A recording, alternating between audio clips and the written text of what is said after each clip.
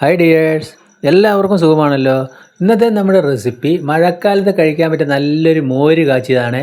ഒട്ടും പിരിഞ്ഞു പോകാതെ എങ്ങനെ മോര് കാച്ചാന്നുള്ളതാണ് നമ്മൾക്ക് കാണിക്കുന്നത്. വീഡിയോ ഇഷ്ടപ്പെട്ട് കഴിഞ്ഞാൽ ലൈക്ക് ചെയ്യണേ. നല്ല 2 ടിപ്പ് കാണിക്കുന്നുണ്ട്, അതുകൊണ്ട് സ്കിപ്പ് ചെയ്യാതെ കാണാം. അപ്പം ഞാൻ ഈ ഒരു ഗ്ലാസ്സിൽ ഒരു 200 ml തൈര് എടുത്തിട്ടുണ്ട്. അത് നല്ലതുപോലെ നമ്മൾക്ക് ഇതേപോലെ അടിച്ചെടുക്കുക. അപ്പോൾ നമ്മൾ ഒരിക്കലും തൈര് മിക്സിയിലൊന്നും അടിച്ചെടുക്കരുത്, പെട്ടെന്ന് അത് ലൂസായി പോകും. ഇതേപോലെ നല്ല കൃത്യമായിട്ട് നമ്മൾ സ്പൂൺ കൊണ്ടൊന്ന് ഇളക്കിയെടുത്താൽ മതി. ഇനി നമ്മൾക്ക് വേണ്ടത് ഒരു 4 ടേബിൾ സ്പൂൺ തേങ്ങ ചിരവിയതാണ്. പിന്നെ ഒരു 4-5 ചുവന്നുള്ളി, ഒരു 4 വറ്റൽമുളക്, പിന്നെ 4-5 നമുക്ക് പച്ചമുളക്, അതായത് നല്ല മൂപ്പായുള്ള അതേ കളറിലുള്ള പച്ചമുളക് തന്നെ എടുക്കണം.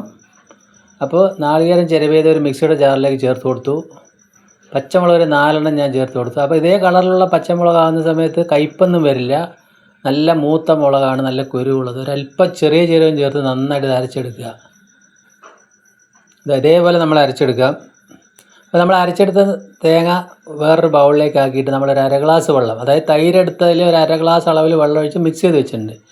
ഇനി നമ്മൾ ഒരു മൺപാത്രം അടുപ്പത്തേക്ക് വെച്ചു, ഫ്ലെയിം ഓണാക്കിയിട്ടില്ല.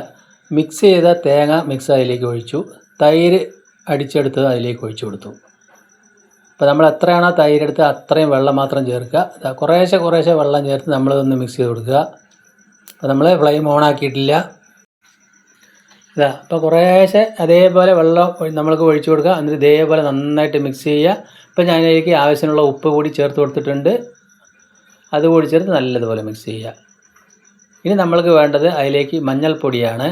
മഞ്ഞൾപ്പൊടി അത്യാവശ്യം ഒരു 1/4 സ്പൂണിലധികം മഞ്ഞൾപ്പൊടി ചേർത്ത് കൊടുക്കണം. അപ്പോൾ എല്ലാവരും മോര് കാച്ചുന്ന സമയത്ത് ആദ്യം തന്നെ അതിലേക്ക് മുളകും കടുകും ഉലുവെല്ലാം ഇട്ട് വഴറ്റുന്നതാണല്ലോ. ഇത് നമ്മൾ ആദ്യം വഴറ്റി കഴിയുമ്പോഴാണ് പെട്ടെന്ന് പിരിഞ്ഞു പോകുന്നത്. കുറച്ചുകൂടി വെള്ളം ആ തേങ്ങ അരച്ച പാവിളിൽ നിന്ന് കഴുകി ഒഴിച്ചു. ഇപ്പോൾ ഏകദേശം കറക്റ്റ് നമ്മൾ എടുത്ത അളവിനുള്ള തൈരിനുള്ള വെള്ളം മാത്രം. ഇപ്പോഴാണ് ഞാൻ അതിൻ്റെ ഫ്ലെയിം ഓണായി കൊടുത്തത്. ഇതേപോലെ എന്തായാലും നിങ്ങൾ മോര് കാച്ചി നോക്കുക, ഒരിക്കലും അത് പിരിഞ്ഞു പോവില്ല.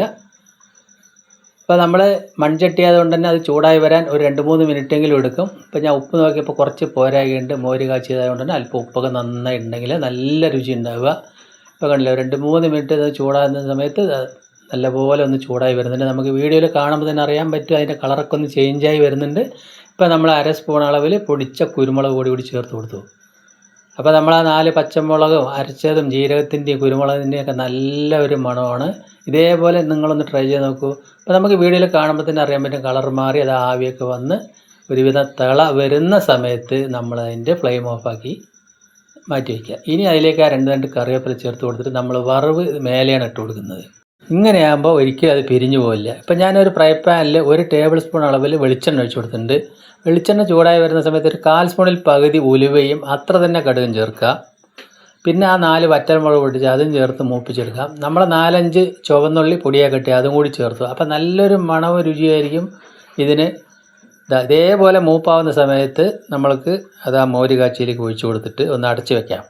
എന്നിട്ട് ഒരുവിധം നല്ലപോലെ ചൂടാറിയതിന് ശേഷം മാത്രം ഉപയോഗിക്കുക.